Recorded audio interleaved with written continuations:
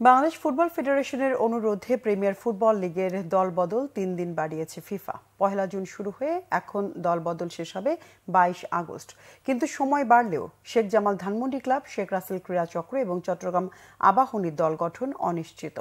দেশে চলমান রাজনৈতিক পট পরিবর্তনে জুলাই মাস থেকেই দলবদল প্রক্রিয়ায় স্থবিরতা শুরু।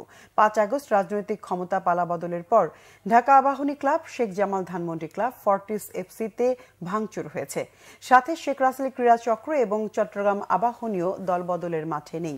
বিগত সরকারের সমর্থনপুষ্ট এই ক্লাবগুলোর অবস্থা এখন করুণ।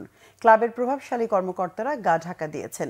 এই অবস্থায় ফিফা দল বদলের সময় ৩ দিন সময় বাড়িয়েছে, কিন্তু প্রভাবশালী কর্মকর্তাদের অনুপস্থিতি এবং দেশের দুটি শিল্প প্রতিষ্ঠান পৃষ্ঠপোষকতা প্রত্যাহার করায় শেখ জামাল ধানমন্ডি ক্লাব, শেখ রাসেল এবং চট্টগ্রাম আবাহনী দল গঠন অনিশ্চিত।